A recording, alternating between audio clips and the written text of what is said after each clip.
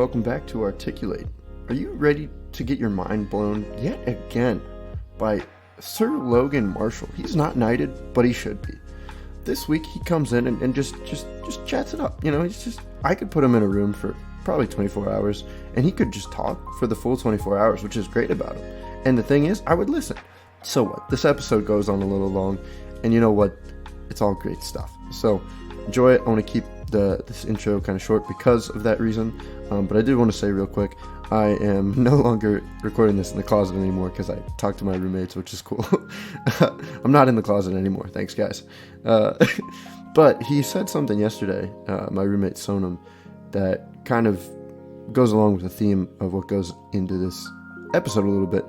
And it's just the idea of breaking down politics to, if we had one person or world power controlling everything in the whole world, every single decision they would make would split the world by 50%. Like, there would be 50% of people would agree with it, 50% would disagree with it. So the idea of making a system that is able to get around that is really where our problem lies in society. And I know that's a deep thought just to like throw at you right off the top of the episode. But I just want you to get ready and kind of keep that in mind when you're going through this episode with Logan and I. So yeah, enjoy it. Support Logan and everything that he does. Text him, tell him that you love him, and yeah, I hope you enjoy it.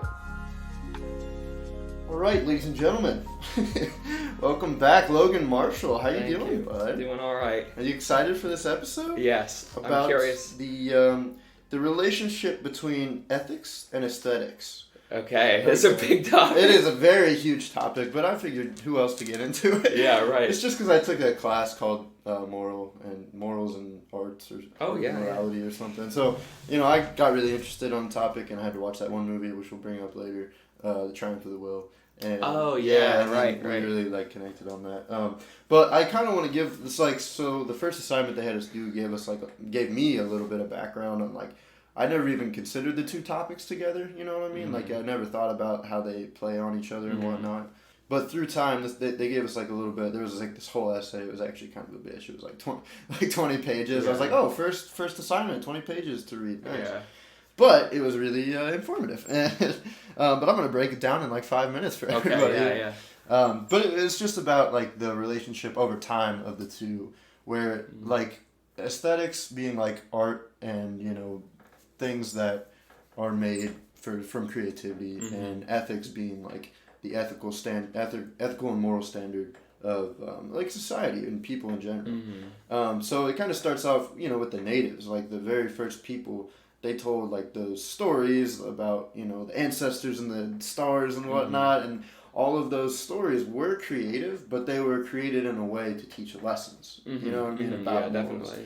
And then from there, I think what the essay kind of followed is that society and ethics, all the arts and stories and stuff like that, kind of mirrored what they thought their morals should be during that time period. So during the Greek and Roman time period, they have the statues of the Olympics and the gods being super ripped, and their moral standards during that part was people who were strong and people who could fend for themselves and fight for their country and stuff, and that was where their mind was. And then it kind of progressed past that into the Renaissance, and at this point, this is kind of where the period in history kind of where it was the revival of art, and it's very art-centric, and you think it's kind of good for art, but also this is where the artists became almost as important as the art. You know what I mean? Right, yeah. So as opposed to, putting society's moral standards into their art, they put their own moral standards into their art. Yeah. Right. And then it completely got away from them kind of during the Enlightenment. This is almost where the time period of almost the full separation. They turned art into more of an academic thing, learning the techniques and styles, and it's all about individualism at this point. And I mean, from there, it's just kind of now everybody creates art, and everybody creates art based off of what they're feeling. Yeah, and it's almost it's weird to think that it was not like that, just because today is so it's all about here's my voice, here's my image, which is cool, but yeah, it's definitely, people forget that it wasn't always, and you were having, a lot of artists had to be commissioned by the church or the government, to get, if you're the materials like the marble or stuff like that. So. And so that's the thing, is that's where like the kind of our idea of what their morals might have been changed just because of who was funding it, Right. Well, the church is like, well, you have to make this piece of art based off of our definition of what morality is. Right, yeah, and you just, you had to make your money, and maybe that's where, people are like, I mean, I don't know a lot about this subject, but I know Michelangelo, even in like the Sistine Chapel, was sneaking in like little disses to the church and stuff, even though it was funded for the church, he was, sneaking in little symbolic, because, nothing anybody would really catch except for him. Yeah. Except later, of course, when people study it, they say, well, that's weird because these two images are associated, but... Yeah, well, it's Da Vinci, right? That famous The Creation of Man, that most painting where it's like, it is God touching Adam, right? But then... That's Michelangelo. Oh, is it? Yeah, that's Sistine okay, Chapel. So that's what you're talking about. That's my bad. No, it's okay. That's actually part of the Sistine Chapel. I believe. Yeah, really? Yeah. Yeah. So, but like you said, it's like a little thing how God is like in the shape of a brain, or like all the stuff around him is in the shape of a brain, insinuating that like the world comes from within. Right. Or something like that. Right. Yeah. I haven't heard of that. That's interesting. Interesting. No, I haven't heard of that. Yeah, it's in the Da Vinci Code. That's how I. Oh, okay. Yeah. Oh, nice. Yeah. Nice. That's why I thought it was. Are you talking about the book or the movie? The movie for sure. I didn't read the book. Because that's based off a book, right? Dan Brown or one of those guys. Yeah, anyway, probably. Yeah. It's too good of a movie to not be based off of a book. Right. But yeah, so I mean, I was gonna ask about like what you think like the general relationship between ethics and aesthetic is. I mean, today, like, what does it look like? Well, like throughout time, since I guess that's kind of what we just kind of covered, and like maybe where we're headed. It's definitely. I mean, I think in some sense, there's like the reality of like the natural tension that exists between art and business, which we still see today. Like speaking on like the movie industry, at least you need a lot of money. Even for an indie film, you need a lot of money, so you're going to get funding either from. If you're a big film, from a studio, and maybe they're more hands-on, maybe they're more hands-off. Nowadays, you're seeing certain companies like Netflix give their creators more independence and creative well, that's the only reason freedom, Scorsese could make that's what we talked about last time. Yeah, which was interesting because he's, in some sense, he fights against what Netflix is doing to at least cinemas, like the ability of movies to be shown in cinemas, which is like a thing he really believes in, seeing these images, these large format images on the big screen. But he understood, like, the only way I could get this made is this was the only company willing to give me the freedom, and he struck a deal with them to also let him show it in theaters for a certain amount of time, and Netflix was willing to do that. But anyway, I guess, like, so there's always this tension, which is, and how that relates to, I guess, the ethics and aesthetics question is that, a lot of times, these bigger companies are going to say, well, that's too edgy, so let's, like, draw that back, right? Like, we don't want to, we don't want to quite get into that social issue as seriously as you are. So because they don't want to be divisive. They don't want to be controversial or seen as, like, they don't want to lose some of their, like, more conservative audience. They don't want to lose money. And so, but now we're seeing, obviously, as, it just all depends on, I guess, what the social... whatever society and what the social norm is, like, or not norm, but what the social, like, trend is, because now you're seeing a lot of stuff that's very much trying to do the opposite, like trying to expose unheard stories, or like, hopefully we're giving, directors of color or female directors more, like, opportunities. It's more acceptable. Well, and that's kind of like art imitating life, like our idea. Definitely. Yeah. I feel like that's where we've definitely moved away from, like, art trying to, like, tell people what life should be, and more of just, like, a reflection, I think, in a general sense. Of course, you start getting, that's always the constant battle, too. It's like, it's always, okay, art right now is saying this is what we should be, and then maybe we get to that point, and then it kind of reverts, and it's just a reflection, and then, on and on and on. Right, yeah, so that's, it's something that's always going to evolve, and it's always going to depend on, like, the society. We don't have to jump the triumph of the will yet, but that's recent history. That's not like the Enlightenment period or anything, and you're all, Hitler had an affinity for, like, the Roman and Greek sort of, the some of their their ideals of like strength and and all that. And obviously he tried to like mimic in Triumph of the Will like sort of these epic emperor like speeches, of like a crowd of adoring fans, and he's seen as a god flying in on the plane, right? Like landing from like an angel coming down to earth, right? Like so Triumph of the Will. Who was the director again? Leni Riefenstahl. So I think that's how you pronounce it. So I guess we should just get into it now. Why not? Yeah, sure. I mean, it was a documentary that was completely funded by Hitler and the party, and she actually worked for him for one film before that she made she didn't have as much creative freedom with it. But then he saw what she did with that and wanted her to make this documentary about just him, like the Third Reich, basically. Yeah, basically, the whole political movement and like its organization and its sort of, which is all sort of constructed, but I mean it's not quite as like seamless and polished as obviously the film presents it to be. But that was he definitely wanted to he portrays his vision basically. How he wants to be seen on the world stage and how he wants his own people to see him as a powerful leader of an adoring nation, that praises him as basically the second coming of Christ. I mean that's like or like that's or whatever hero figure you want to look at, right? Like or some sort of like return to like the second coming of Caesar.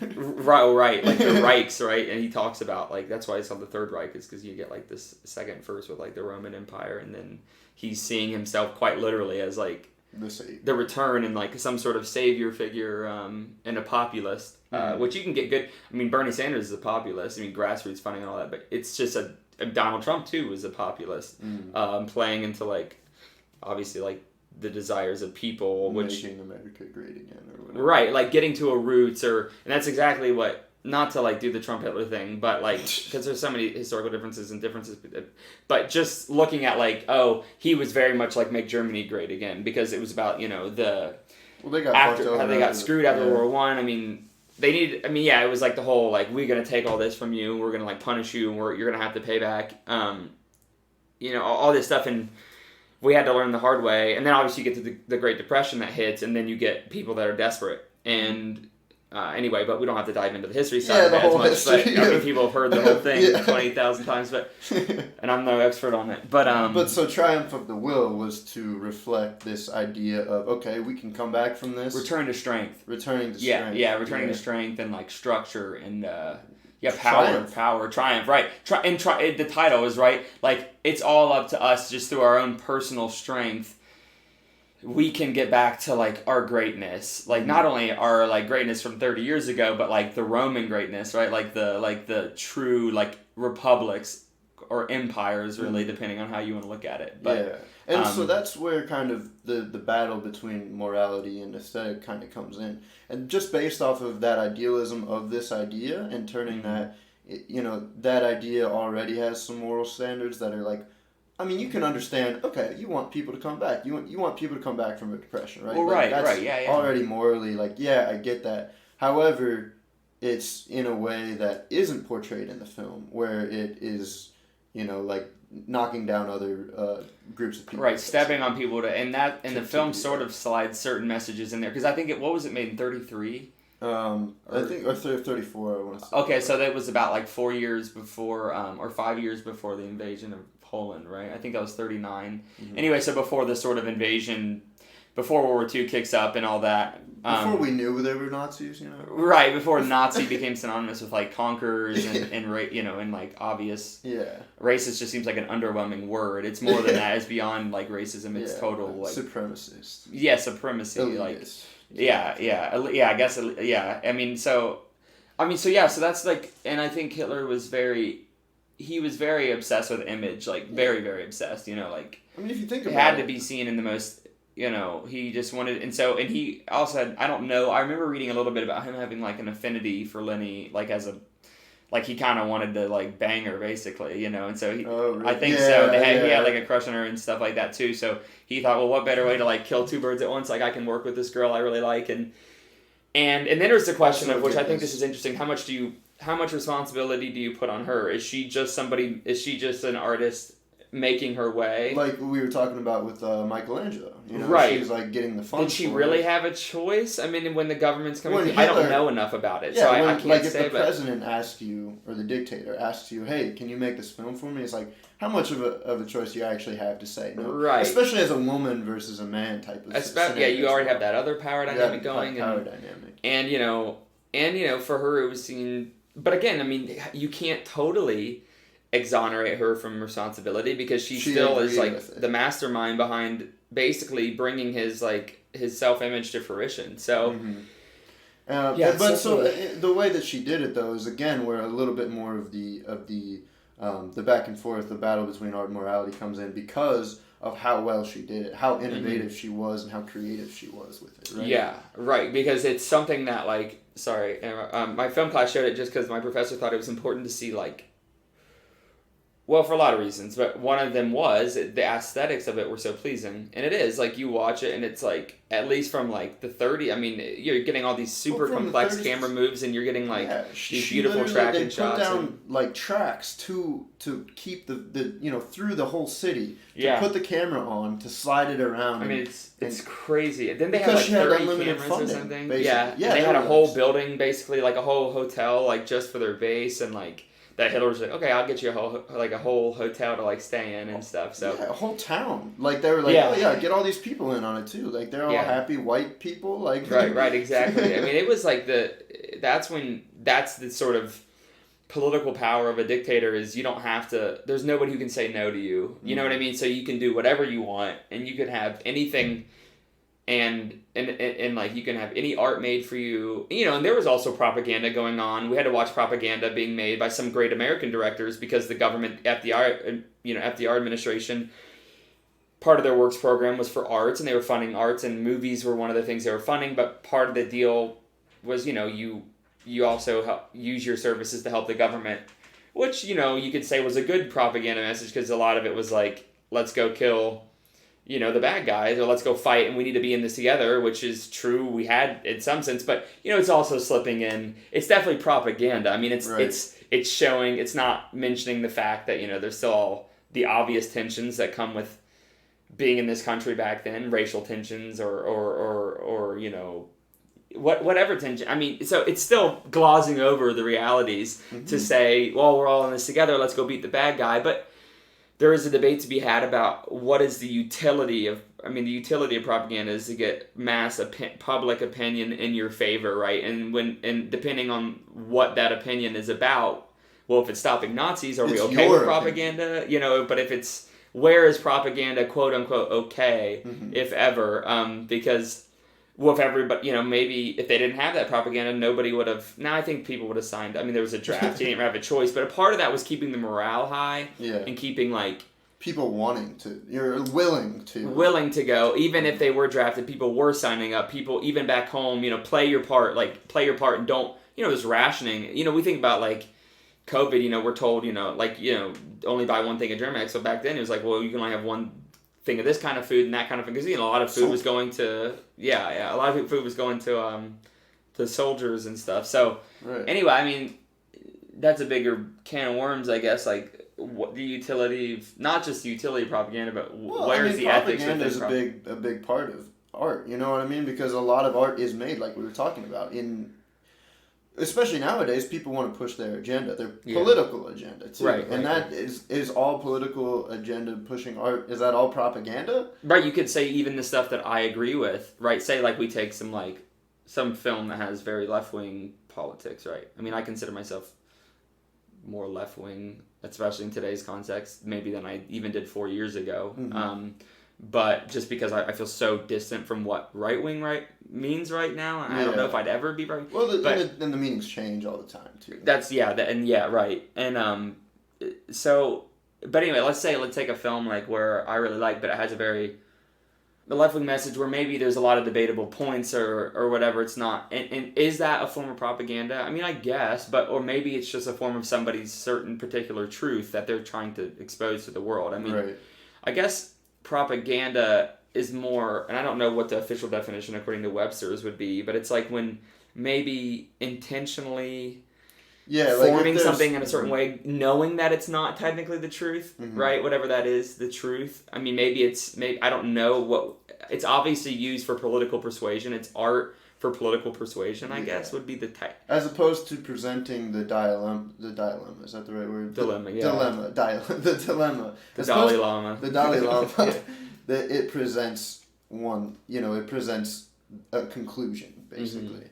And just kind of wants you to think more about the conclusion than about the argument in the first place. Yeah, probably. So that's why I guess would separate, like, maybe a film that's just has a certain leaning versus, like, straight up what you would call, like, propaganda from government, which I think that's the other important thing. Where is it coming from? True. That's, like, the intent. Like, who's it being funded by? Who's it being funded by, and how much control they have, really? Because, I mean, you can't just say, like, automatically, because anybody who ever made a film with the Weinstein Company, like, you can't, like, oh, that was all, Weinstein having control over the message. And so, I mean, like, Paul Thomas Anderson, one of my favorite filmmakers, like, all of his films, he had a good working relationship with Harvey Weinstein. I have no clue how much he knew about what was going on, if he knew anything. But he had total freedom over his films. But there are other, so you can't say, well, that's just Weinstein propaganda, right? I mean, just because it's funded. But yeah, right. I mean, if it's being funded by a religious institution, or you look at, okay, this is, you get into, like, if you want to talk about the film industry, which is, like, something I just have a little more knowledge on than, like, say, like, art in the modern world of, like, visual art. Your major, and you did, like, honors, like, film, dude. So, like, I think you have a pretty right. So, but I feel bad because that's, I guess, the only thing I kind of come back to. But I just don't feel as comfortable, I guess, talking about. That's why I like talking about. Right. Okay. Good. Yeah. Well, I'll just stick with that. But I mean, you look at, like, something like the Hays Code, which was enacted in, I think,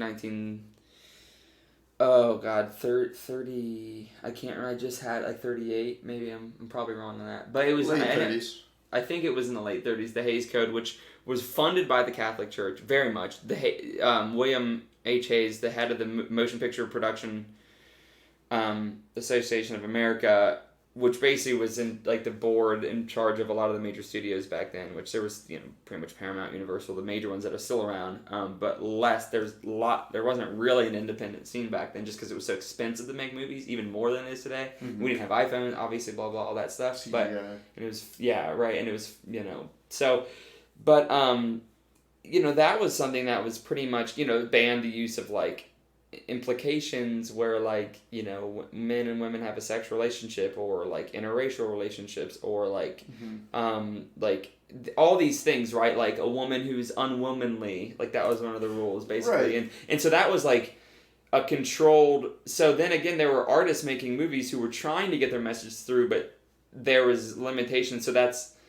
which in some senses maybe social propaganda, like, this is how the world is, like, the bad guy always gets punished, the bad guy is very obvious, the good guy is very obvious. Like, that's something very much about classic Hollywood, like, except when you're getting to, like, noir. Westerns. Oh, and noir, you're right. Yeah. Noir is more like, you do get a little bit of, like, and westerns too, like, who's the good. Western is very clear cut, good guy, bad guy. I feel like noir, it can be, but it also draws a line between, because it makes the hero, like the detective or whoever, always has those flaws. The dark side, dark side, like, within them, which is obviously sort of carried out through the aesthetics of the film.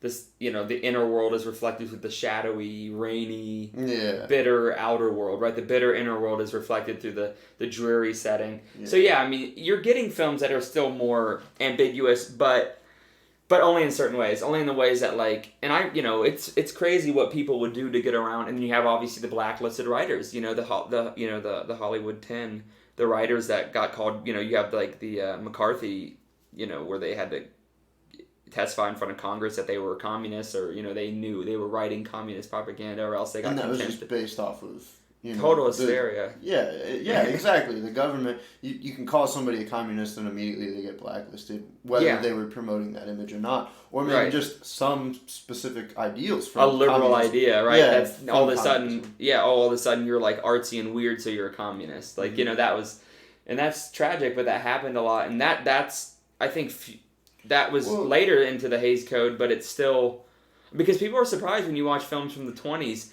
there are a lot of like mature themes going on, and then I mean you get like what's her name, Bebop or Beboop, the cartoon, you know, the promiscuous, you've seen her with the red lipstick, kind of black hair, and like, the Harley Davidson girl? Yeah, basically, and she, I mean, they were like, you know, there was a lot of mature themes, and even some, I mean... Mickey Mouse, I think, was before it was kind of edgy. Or Definitely, and then you get obviously stuff like, you know, you get like minstrel shows and the blackface and all that part of the film history.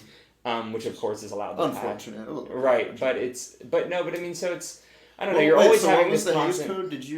Did you define that one specifically? The Hays Code? Yeah. So the Hays Code was, it was like a set of rules that basically, that was, all Hollywood studios had to follow. Yeah, or else the scripts, they always had to go through the Motion Picture Production, you know, Producers Association.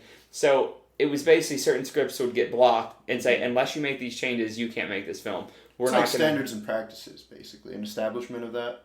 Yeah. It's like a code. It's an ethics code. It's actually directly called an ethics code. Like we're not allowed to do this, and it's for the morality of the country was the reason. But again, what's interesting is I'm just going to bring up this little point that I wrote down is that is very conservative in its way of thinking and keeping those things. But you also have to think that censorship is coming from the left as well. Like. At least nowadays, so nowadays you have that, it's that back and forth between the right saying, okay, we don't want to present all these ideals of, like LGBTQ, we don't want to push that in people's faces, we don't want to push like anti-religious, like anarchist stuff, all that, whereas the leftists is they're accepting of that stuff, but there's stuff, they don't accept stuff that's fully religious or stuff that's fully kind of, there's art, again, that it's not promoting the ideals of progressivism or whatever. Right. This is a really interesting... I mean, there's some sort of moral policing going on, which, again... From both sides. And I think it's more, for me, an urgent issue from the right now. And a lot of it, even though I get frustrated... And that's what we kind of just said, it always changes. It does the right, a lot of the times has been the more, like, because the Hays Code was religious, so I was coming from the right, and you're getting, but of course you get in the countries that are very, I mean, the USSR is something that was all leftist politics, and they're one of the most censored, human rights abusing countries of all time, but that's a power thing, and of course the pendulum analogy, right, you swing too far one way, you end up in the same spot, you swing too far left, you end up right next to the guy who swung too far right, it's just extreme views, and you're seeing it, like, I don't know if you saw or watched Mr. Show, Bob Odenkirk and David Cross, and like they took down the blackface, which was a skit making fun of the fact that it was like a anti-blackface skit that was using. I mean, Keegan-Michael Keel's in the skit, right? So you have like black actor. It's making fun of like. I mean, so it's getting the lines are getting blurred a bit because they're like, well, is anything with blackface in it, like, no matter what it's saying about blackface, not okay? That's what they see. And the irony... Well, I mean, even, what's the big movie? The Thunder... the one with Robert Downey Jr.? Yeah. Right, where he's playing a character... He plays a black character, and they talk about how fucked up it is. Right, right. And it's the same with, Ben Stiller playing the mentally challenged character. Right, or like Bamboozled, a Spike Lee film, which is all, I mean, the cover is a guy in blackface, So, but then people say, well, it's a black director, so it's okay for him to be doing it. But I'm like, well, okay, where's the line? Because with Keegan-Michael Keel, he's in this sketch, so we have a black actor. But is it because Bob Odenkirk and David Cross are the writers? Even if they're on your side, they're on your side. That's the important. It's like It's Always Sunny has blackface in it. Well, I wonder if that's gonna get. And I feel like there's this. I think a lot of it is like what's called like. Oh, what is it called? It's like, and I see it a lot with like corporations. It's like posturing. It's like chauvinistic activism, where they're worried about being called bigoted, right? The company is. They want to be on the right side of history, so to speak. So they're overreacting. I think that's happening a lot. Like you're getting Netflix. Right side of history meaning they want to make them more money. They want to be as less controversial, kind of what we were talking about. Right, and maybe they are on the. Maybe it is right now. That's the moral issue that is better for the human race. Like paying closer attention to. I mean, like you were saying, it's like, I mean, that's just kind of wiping out history. You can't just erase history. No, sure.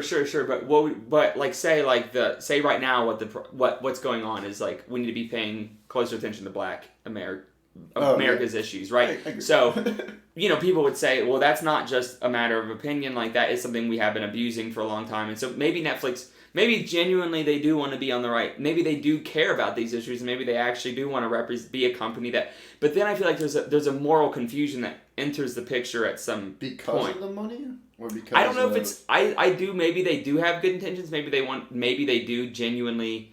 But it always seems a bit weird coming from a corporation, right? Because you don't really ever know their intentions, right? Are they really doing it because they care? Because to me, canceling that episode doesn't really make any sense. Yeah. Because it's not at all getting at. And I understand, they have the freedom. Ultimately, they're a company. They're not the government, so they're allowed to put what they want on there. I mean, it's not like censorship in the sense of the First Amendment, like the government disallowing things. But at this point in America, there's a real debate to be had, like. With corporations have just as much power as the government, if not more. So where does the right? So I don't know. It's like the skit is like you said. It's kind of in support. It's on the side of anti-racism. Right. It's exactly. just like bringing it to light in a way. It's using satire. It's satire. Exactly. Yeah, it's using. And so to pull that from whatever streaming site or whatever, like you're kind of going. You're doing it for the right sounding reason. Seemingly for the right but reason. It's honestly going against what the reason is being stated. Right. It's just being I think it's like it's part of a moral panic. I'm not saying this whole thing is. I think there are aspects of the certain reactions we're seeing that I would categorize from my perspective as a moral panic. I think there's mostly good things happening, but I think there's a lot of confusion going on. I think there's a lot of but I do think we're moving the ball in the right direction in a general sense. It's just always going to be sloppy. There's always going to be parts of it that are like, well, it'd be better if that didn't happen, right? Right. Or it'd be better if these corporations weren't like misdirecting their energies. Or like HBO, like the Gone with the Wind thing was really silly to me. Did you see about that? Yeah, they took it off HBO. But they took it off for like a week. Got more streams than when they brought it back. All these things, they bring it back and they're like, we're going to put a message at the beginning. I'm like, if people watching this movie really need HBO to tell them, hey, this is a movie from an older, like more racist Hollywood, there's going to be depictions that aren't quite up to par, especially in today's day and age, which is good that we've made that progress, but like people know that watching Gone. You're going into 1939. Yeah, but do they though? Because there are people. But are they going to change? Yeah. But are they going to? Is that person who truly doesn't know? Are they going to be changed by HBO taking it off their platform? Yeah. That's to me. I'm like, so what are you really doing? I think you're pissing off the people who you're already not going to change, and to me, that's a problem. But that's the question. Do you think they're not going to change? I don't know. But what's the ultimate goal here? If you put like a title card at the beginning of the movie that says, "Hey everybody, this movie is a little like edgy, racist in its depictions of black people." Yeah. Who are you really helping there, or who are you really educating? Because to me, anybody who lives in the modern world and is consuming art from the modern world is gonna see that like, oh yeah, like. But it has, but obviously the film has... I think Gone with the Wind reaches a greater audience than the general person in the modern world that's consuming art. Because there's people like us that consume art all the time, but there's also people who I watch a movie every now and again, And Gone with the Wind is one of those big movies throughout time. You know what I mean? It's a huge movie. So it's going to be reaching people who aren't typically used to that idea. There are going to be people going. Do you really think they're that naive though, that they'd watch it and not realize like that they're like very like? Have you ever talked to an older person before well, about I know. like they don't realize half of the shit that they say is racist. But my question again is a title card at the beginning of that movie gonna really do anything? Well, from that point on, once they start the movie with that title card, anytime that there's a complication or a situation with a black person, they're gonna be like. They're going to start questioning, what's racist about this? Like, why would they think that? I hope. I mean, that's the hope, I hope right? You're right. I hope you're right. Hope. I mean, I hope you're right. But it's sad. I don't know. I guess it's just a sad place to be in that, like, it's going to take title cards at the beginning of movies to say, like, hey, by the way, like, this is a movie from 1939 and there are some pretty shaky depictions. In the sense, shaky meaning, like, racist depictions or, like, stereotypes, like simplification. Bad stereotypes. Right, an oversimplification. But it's like, okay, are you going to add a title card? I mean, that right now is obviously the hot button issue and an important issue, but no, it's also about like a wealthy society in the antebellum South is it gonna add a title card like this is not how all like white men live, like because it's like a rich guy and a huge man. I don't know, like it's the whole movie. That's fair. No, now again, that's not as important of a point. So I get that the racial aspect is the bigger point here. I don't mean to seem naive about that, but my question is just like, it might not be. Maybe it might be the opposite, like you said, like the opposite way of the pendulum. And then are they going to have to at that point add that title card that says this is not how? Yeah, and I just when you have a historical lens on stuff like, well, what are we gonna? Again, here's a hot button issue.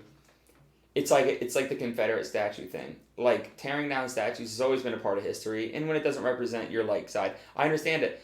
And now when we're talking about the question of like whether they should be destroyed or put in a museum, that to me is a different question because putting something in a museum, even Obama on this point said, well, we shouldn't ever destroy history. We should just maybe, well, when you're putting a statue in the middle of a black majority city of a Confederate general, that is whether you. No matter what argument or that's a statement, and it's almost an intimidation thing in some ways. I mean, imagine. And even if it's not meant as a statement, it's going to be taken as a statement. Well, yeah, I mean, imagine you're like walking, your black parent, and you're like, hey, and the kid's like, who's this person that is like, statues are meant to honor and make heroes of, they're made for memorials, yeah, that's what they're.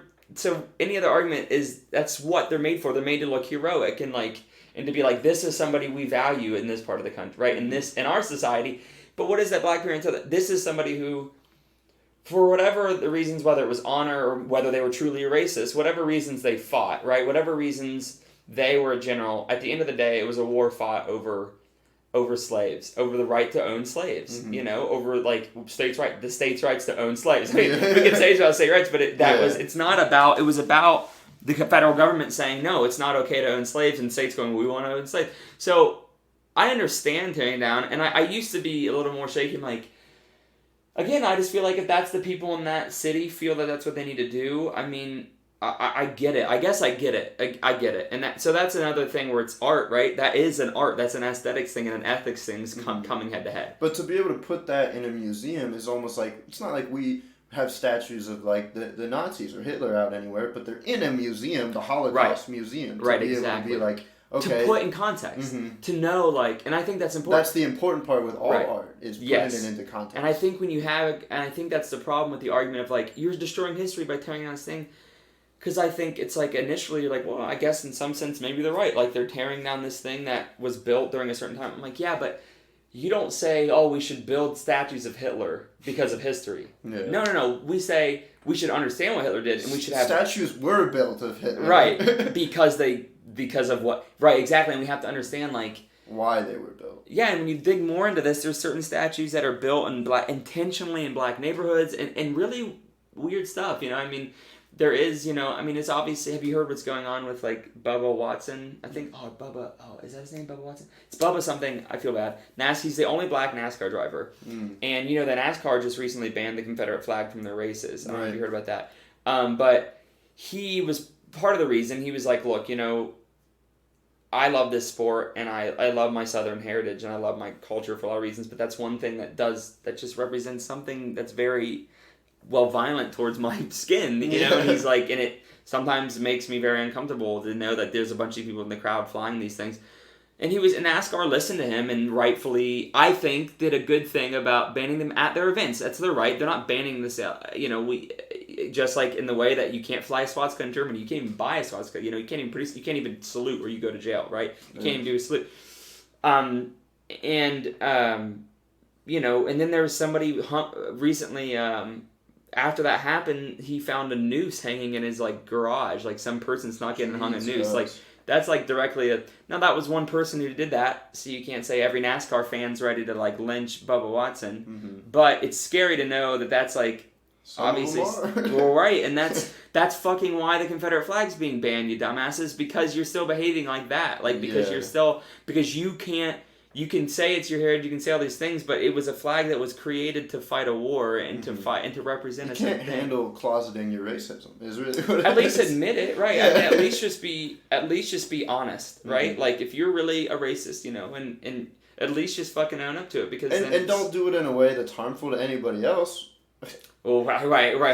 That's it, right? How much is racism harmless, right? Because even if you're not going out and even interacting with any black person, you're still voting for a certain type of politician, right? You're still voting for people who will work more for one group than the other group. So anyway, to bring it back to like the art and aesthetics thing, like the statues is a good, or aesthetics and ethics. The statues is a perfect example of that going on right now. Like, and that's a different form of art, right? It's art that's, again, more like political. So you get political art that's very much...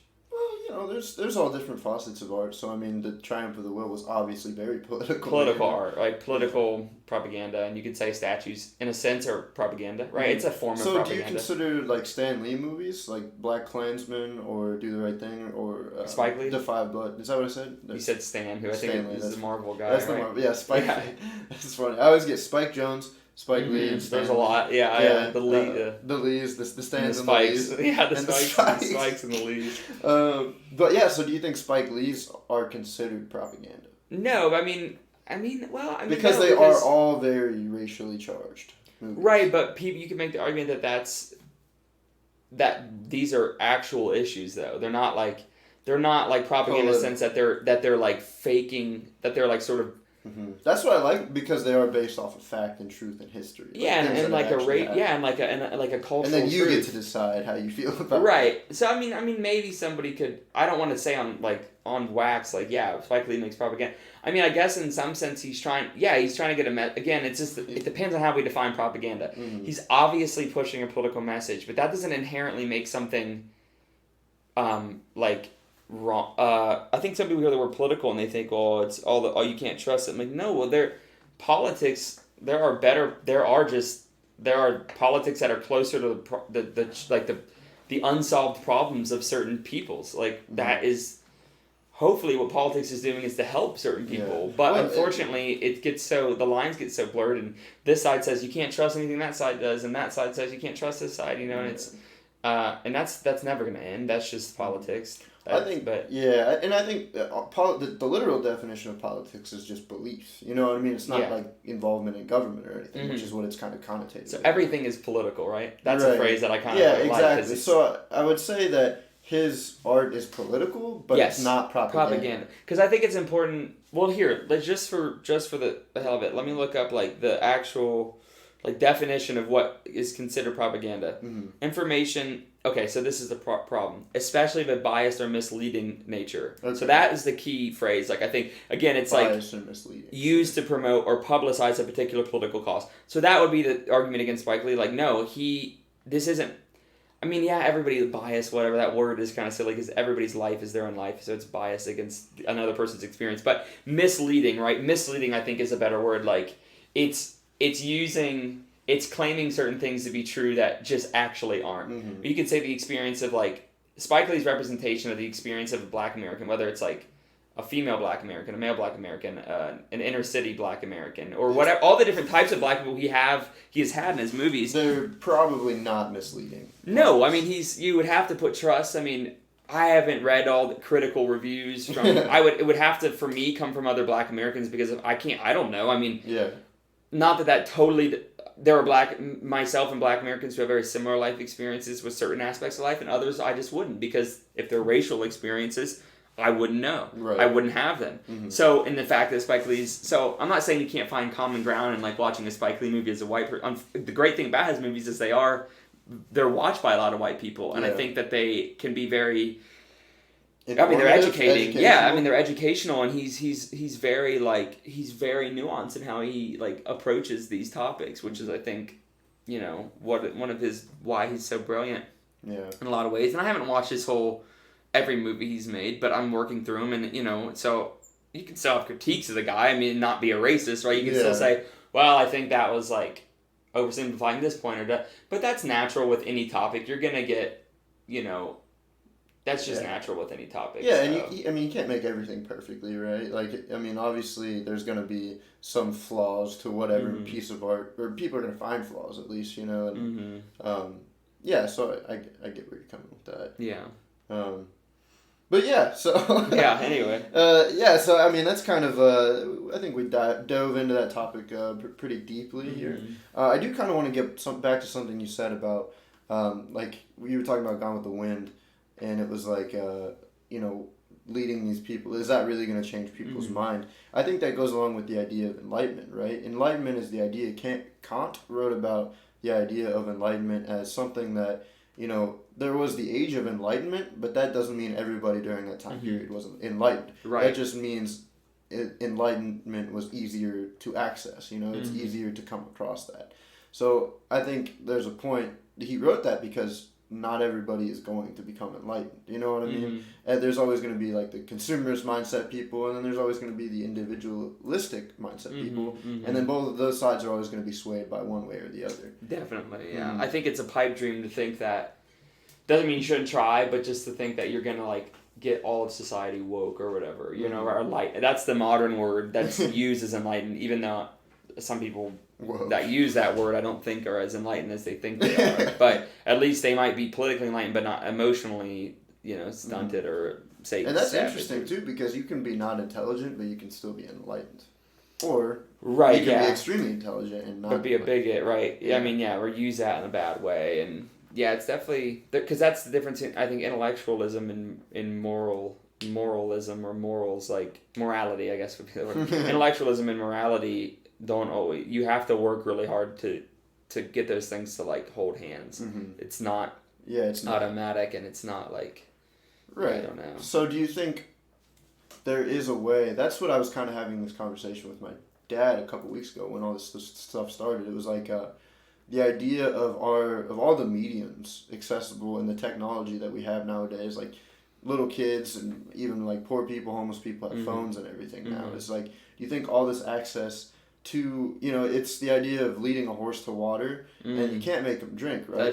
But if you lead more horses, if more people have access to the idea of becoming more water, do you think more horses are going to end up drinking? And if you see other horses drinking this water, other horses are going to be like, what are they doing? Well, the problem with that, I guess the analogy would be that not all the water is good water in today, right? So I think that's the problem. I think the problem we're getting into is now it's like, okay, so it's like all of a sudden we have all this access and we can find truth, right? In some sense, whatever topic you're talking about truth in, like within, but it's also a lot of misinformation and disinformation, right? Misinformation being accidental, wrong information, unfactual, and disinformation basically being propaganda, right? Intentionally using, fake information or unfactual information to mislead people. And people fall trapped to that. Like I see like the older generation a lot on my Facebook, so my grand, like, I don't know, certain people I won't mention, I guess, but it's like if I name my well, right. Well, but it's like, and she's tweeting all these things or reposting all these things that for me like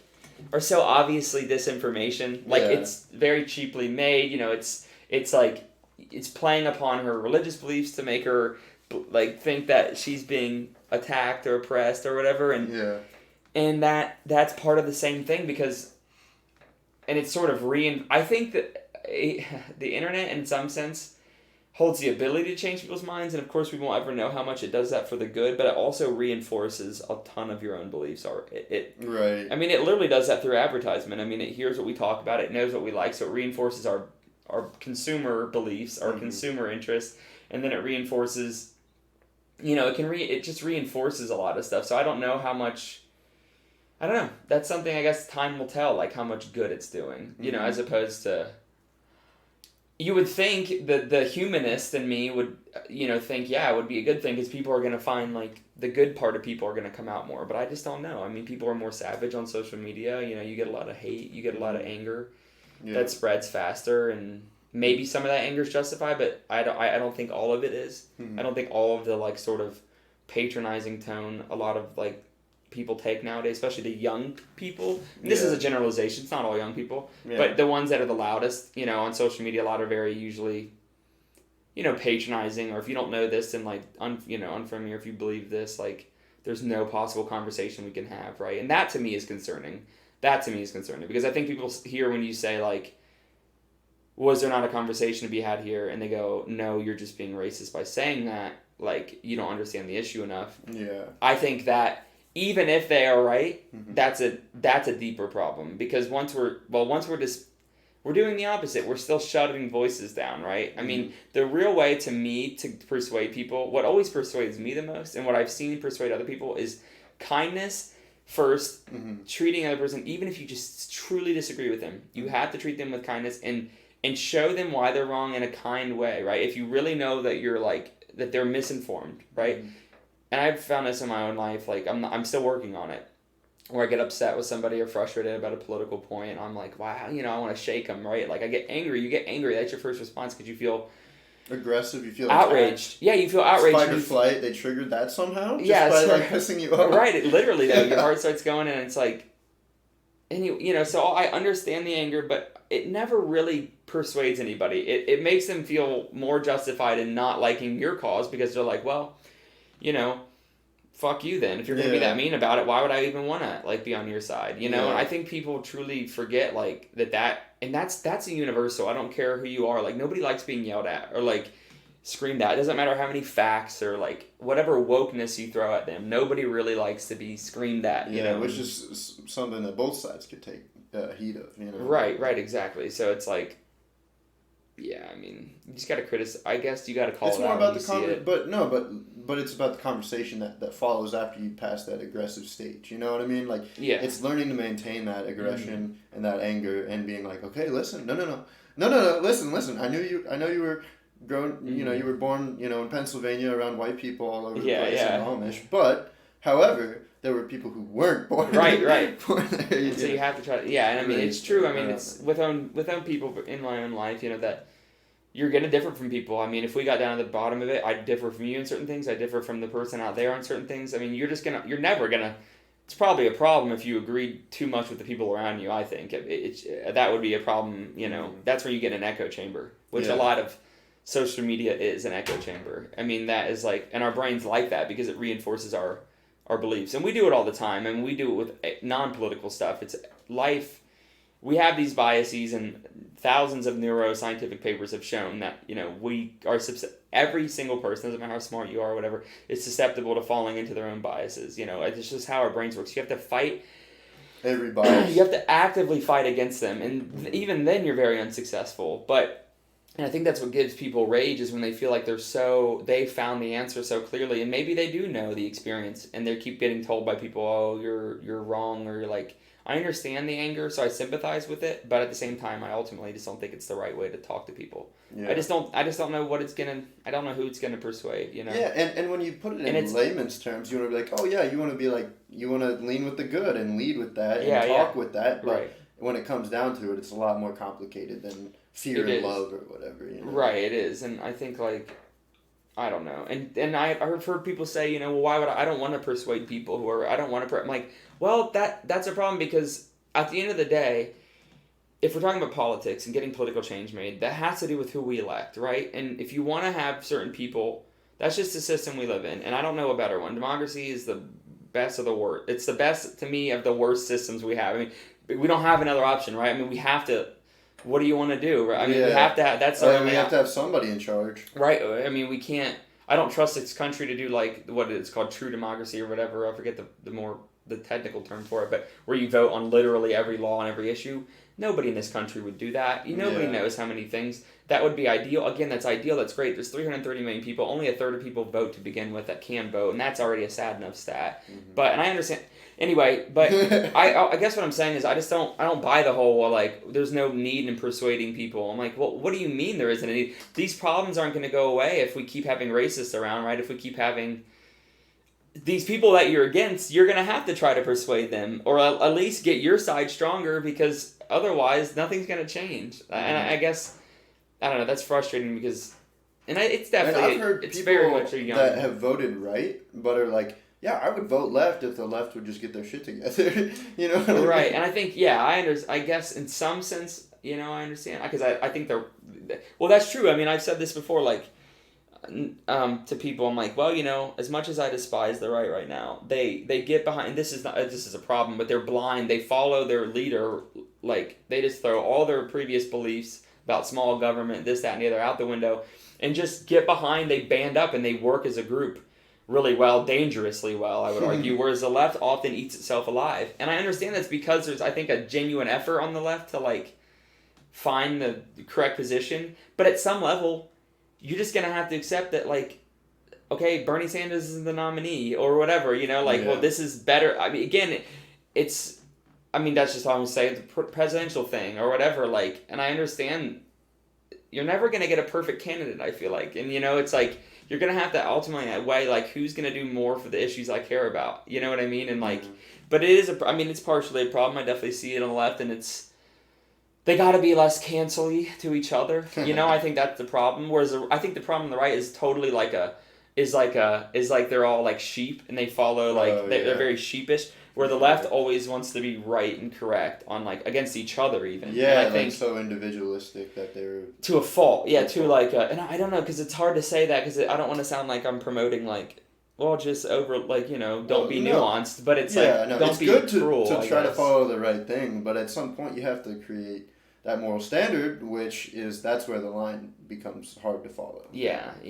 And that's, bringing back to it, that's where, like, art is, like, if we have censored art, you have to, factor in that the sheep, the consumer's mindset, are just going to see that and be like, oh yeah, this makes sense to me, this is all good, whereas, like, the other side is just going to look at it and they're going to be like, well, maybe that's not what I believe, or maybe that doesn't line up with something that I would follow. I guess there's a lot of, the thing we need to do is we need to trust, I think something that's been lost, and this is a very general statement, but is a trust in experts. And that's whether it's scientific experts, medical experts, or cultural experts. So I think that can be a thing, right? Like, we need to trust that, this, say, take like a film made by a black filmmaker that's very, to some white people, controversial, right? Because it condemns white people for certain things, right? Or calls them out.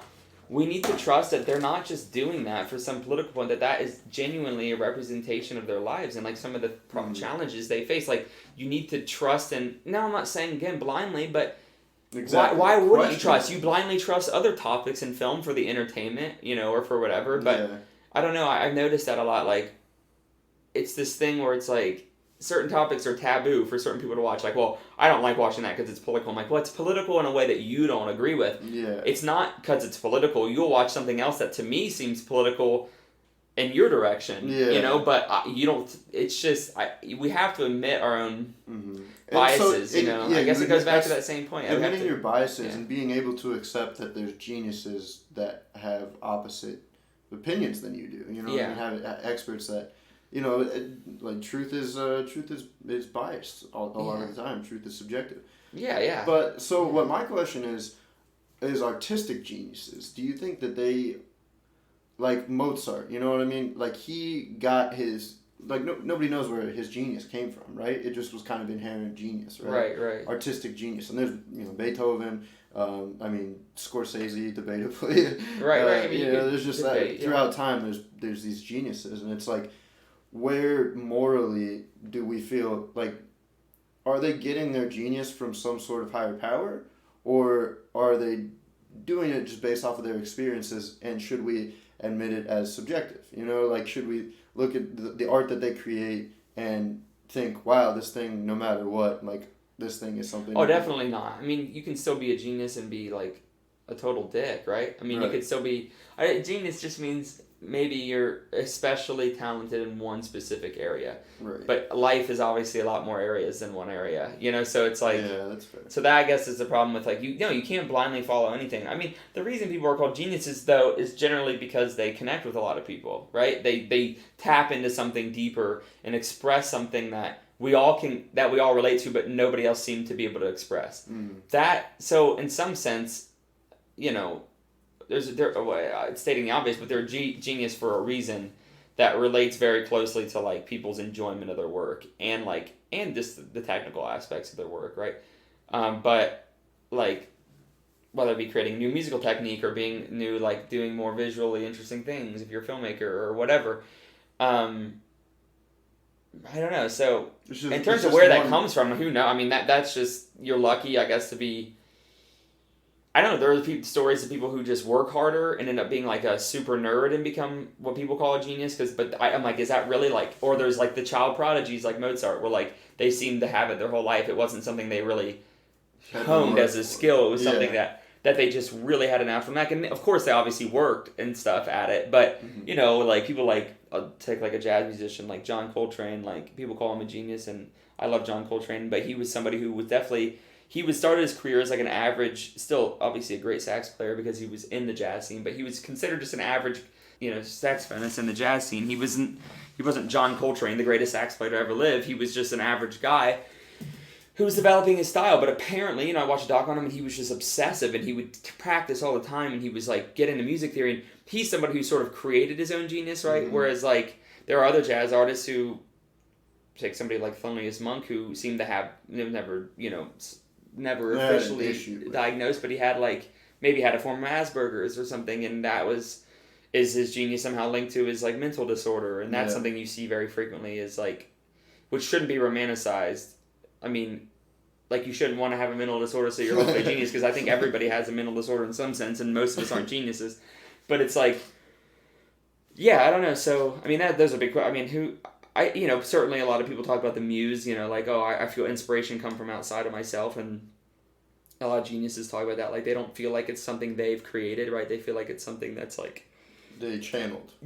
Channeled or given to them by maybe a higher power is a weird way of putting it. Maybe it's not, but by something else, right? By something outside of yourself. Yeah. By something that is deeper than you even. Like you are a vessel for this thing. Yeah. Which anybody can feel that. I mean, anybody has streaks of inspiration. I'm sure you've had moments in life where you just had this idea that seems to come out of nowhere, right? It seems to be like, I mean, it's yours, but you can't fully take credit for it. In some sense, you're like, I don't know. It just came to me. Yeah, even dreams, right? Dreams are, maybe that is your brain, but it's not your conscious brain that made you think of that. So it's definitely, I don't know. It's a very, I don't know. That's a big question. And so that's what I kind of wanted to come back to. Is it something that we should value as something that we should follow, like morally? Morally, I don't know. I mean, because I guess that depends. I guess depends on how moral their art is, in the sense of like how concerned is it with like the modern morality, where it's something like The Irishman. Say just take Scorsese's latest film. It's not really dealing with race issues. It's not at all, really. I mean, it's dealing with one guy, a very specific character's life of like violence and regret and sort of like honor and all that. It's dealing with, it's not a movie that's like a Spike Lee movie that's very, say, politically charged and very translates very directly to our current social issues. You know what I mean? So it's a different kind of art. I mean, it's just a different... So I don't know. I mean, should we respect geniuses? Yes. Even if we... I mean, of course, we should respect... Of course, some people might not consider them a genius, but we should respect people who, in general, seem to strike a chord deep into people. We should be like, oh, that's... Why is this person considered a genius? Like, maybe I'm in it, maybe you don't get it, maybe, it's like, take a close look at yourself. Like, am I not getting something here? Right. But, don't But don't blindly follow whatever they say, because they're only a genius in that one aspect. Yeah, I mean, geniuses can still make terrible mistakes, right? Or like do fucked up shit. So I mean, Newton, right? He's a mathematical genius, but apparently he was just a total dick too.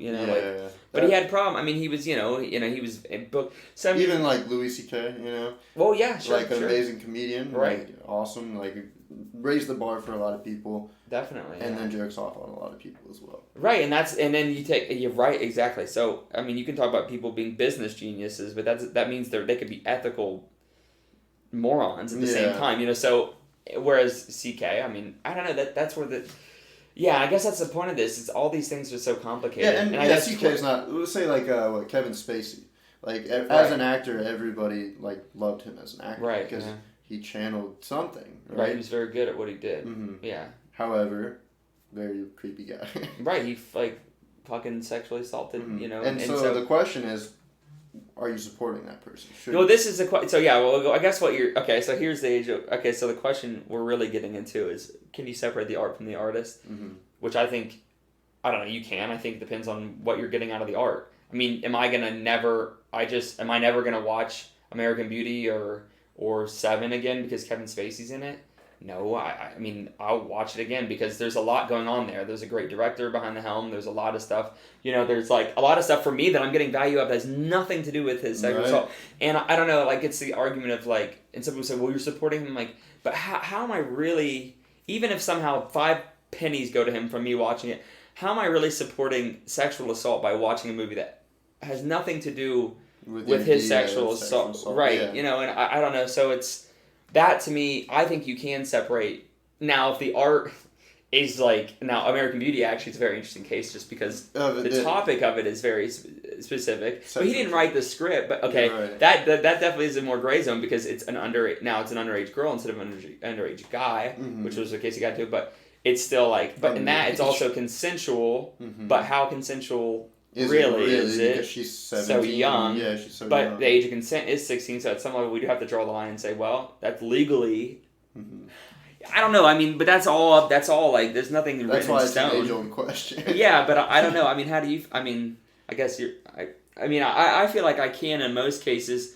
Now, somebody like, I think talk ideally, about X. This is my opinion on it. I just think ideally, yes, there should be a protected space where we don't judge based off of morals, and that's what we were talking about before. Putting things in context. If they were in a protected space, then yes, we could put them in context and realize. Yes, Kevin Spacey is a pervert. However, this thing is a work of art. You can learn a lot from it, Yeah. However, that protected space is ideal, and we don't have an ideal society. So that's where the conflict really comes in my opinion. Yeah, and I think most people do separate the art from it, even if they don't know. Like, how many movies right now are we watching with perverts that we don't even know? I mean, seriously. I mean, we don't know. True. Yeah. When we go into a theater, we're watching characters. We're watching people who can channel characters. So we're not really watching them. Right. I mean, we're watching Brad Pitt, who, by the way, by all measures, seems to be a really good dude. I like Brad Pitt. Not only in his like, he is time and time again in every way. Like, I really end up liking him as a person. He's just. Yeah. I don't know, I just keep seeing shit that makes me like him more. I love his company, by the way, Plan B. And he's very, very attractive. And he's beautiful, and he's a good actor. Yeah, but he has his production company's called Plan B Productions, and he funds like a lot of really socially like important movies and low budget movies, and he's like dedicated his own money to that, which is so cool because that's a huge movie star. He doesn't need the help. Yeah. And he like produced 12 Years a Slave. He produced he was like part of the funding for that. Yeah, he was a big part of getting that movie off the ground. Yeah, he's a big producer. And he was in it too, but he also produced Last Black Man in San Francisco with have you seen that movie yet? Watch, it's very good. It's produced by A24 and I love a lot of what A24 does. And A24 movies, every single one. If you don't, do you ever read it? Yeah. You should follow the subreddit, A24. A24? Yeah, it's just like circle jerk about A24. Yeah. It's really good. But anyway, watch Last Black Man in San Francisco. Talk about like politically pertinent movies. It's very good. But it's really that's the thing. Ironically, a lot of these movies that get hailed as like being very political often are made very well. And that shows that the person creating it deeply cares about the subject and is probably not bullshitting about it. They're getting to the heart of the matter. In some sense they're getting to the truth of the matter. And but anyway, sorry, get off on the Brad Pitt tangent. But no, but I guess what I'm saying is we're gonna have to buy a pop or beer from some guy who probably who knows. We can't avoid people who've done. We can't in this life cancel everybody who's done something bad. I mean, that's just not gonna work. I mean, that's not the world we live in. And we can make an effort to preventing that and condemning it, right? But in the end, half the people are probably going to be good, and half the people are probably going to be bad. I don't know if it's exactly 50-50. But... And what is even good and bad? I mean, yeah, exactly. Really, I mean, we've all done things that I would rather not people know. Right. I mean, I wouldn't want everything I've ever said. Or thought things. Oh, yeah. I mean, yeah, where does true responsibility come in? Is it when... time check. Where does true responsibility come in? Is it because everybody has intrusive thoughts? I have fucked up thoughts sometimes. Like, if you're lying if you say you don't. I mean, and what about that dream you had where you did that really messed up thing? Well, that was I couldn't help that. I mean, where does personal responsibility really come in? And obviously, thoughts and dreams are separate from actions. I think that's where the line really obviously begins to become. Yeah. Thinking about, say, if you're somebody who struggles with like pedophilic thoughts. Mm-hmm. Like, are you a pedophile just because you think it? Or what are you going to control of that? I would say no. I would say you're a pedophile as soon as you begin to act that out. And that's because that's when you're actually harming somebody. That's when you're actually, like, stepping into somebody else's world. But to say that, to be like, oh, you have pedophilic thoughts, but you're okay as long as you don't act on it, that's condemned by people. Yeah, but I understand, but what are you going to do if these thoughts are try to stop them. I mean, I would say try to fight against them, but you can't act like it's that easy we don't have to limit to, like, pedophilia, but any subject. Right. I mean, pedophilia, to me, has to be some sort of mental illness. For sure. Because everybody knows, any pedophile knows, like, the sort of risk they're running by doing that. I mean, that is, like, super condemned by our society, and for good reason, and it should be. It should be. But just because it hurts so deeply, it hurts people so bad. Mm-hmm. Regardless of whether the person who did that had control over their actions, it doesn't really matter. They're hurting people. I mean, Mm-hmm. And I think that gets to a bigger question of retributive versus restorative justice. Like, we shouldn't be, I don't think, putting somebody in prison for murder as like some sort of revenge, because it doesn't bring anybody back to life, right? It should be because to stop them from murdering anybody else. We don't want any more loss, right? We don't want that person, but it shouldn't be for the point of like some tribalist or some like very deep apish, like, we got you back. You know what I mean? Yeah. Like, I don't know, that kind of punishment.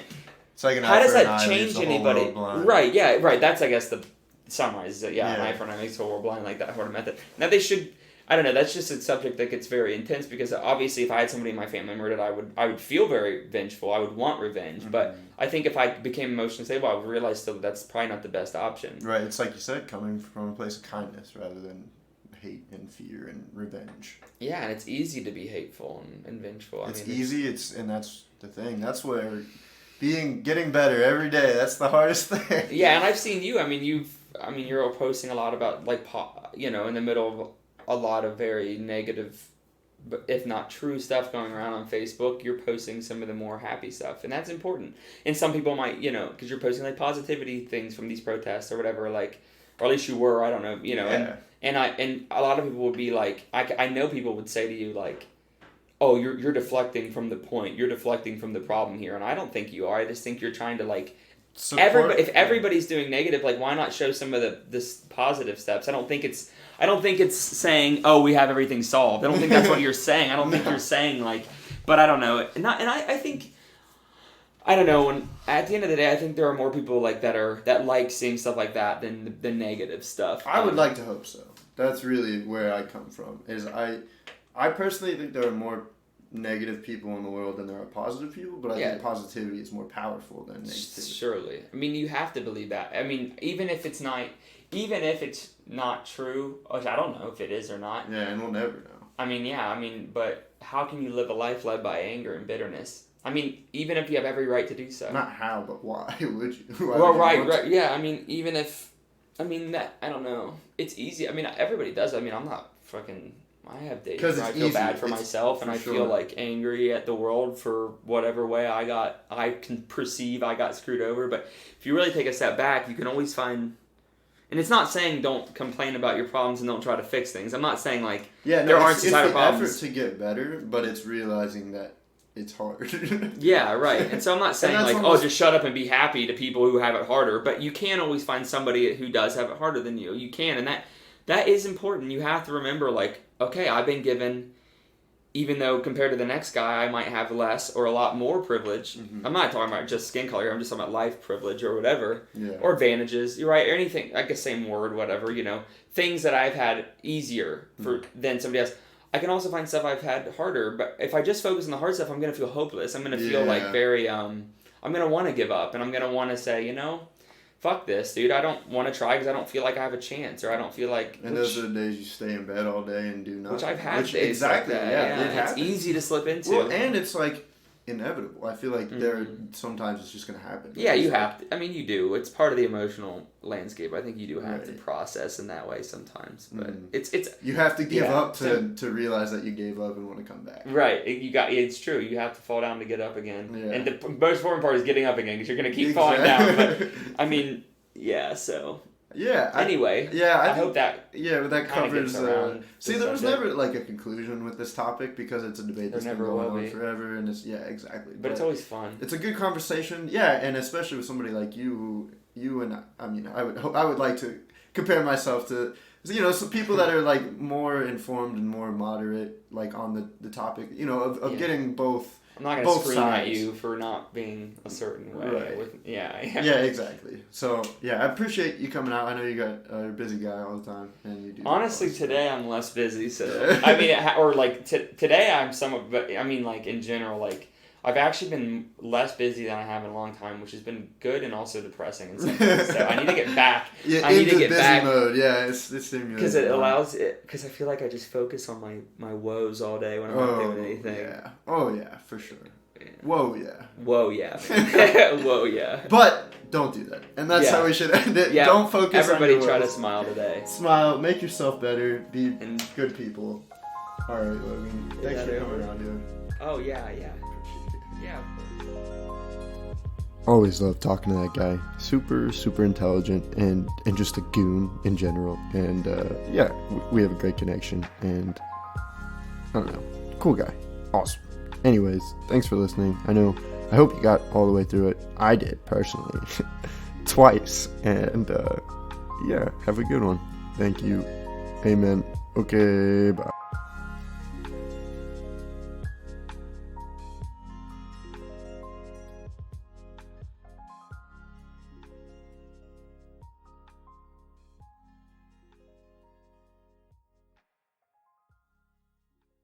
Welcome back, articulators.